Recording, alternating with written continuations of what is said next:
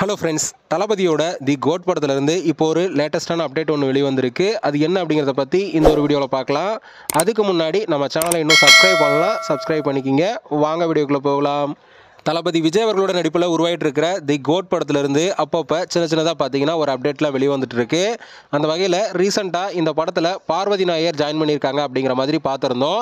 அதை தொடர்ந்து கோட் படத்தோட ஷூட்டிங் சென்னையில் நடந்துட்டு வருது அப்படிங்கிற மாதிரியும், அதுக்கப்புறம் தான் ஸ்ரீலங்காவில் நடக்க போகுது அப்படிங்கிற மாதிரியும் சொல்லியிருந்தோம்.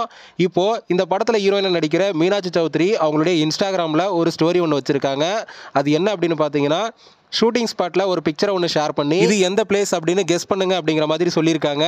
ஸோ இதனால் ஸ்ரீலங்கா ஷெட்யூலில் இப்போது மீனாட்சி சௌத்ரி ஜாயின் பண்ணிட்டாங்களா அப்படிங்கிற மாதிரி பார்த்தீங்கன்னா ஒரு கேள்வி எழுந்திருக்கு. அதே போல் தி கோட் படத்தோட ஷூட்டிங் இப்போ ஸ்ரீலங்காவில் ஸ்டார்ட் பண்ணிட்டாங்களா அப்படிங்கிற மாதிரியும் ஒரு கேள்வி எழுந்திருக்கு.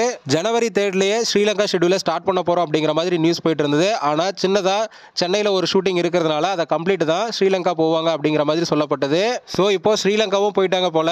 அதே போல் அங்கே ஒரு டூயட் சாங்கை தான் ஃபஸ்ட்டு ஷூட் பண்ண போகிறாங்க அப்படிங்கிற மாதிரியும் சொல்லப்படுது.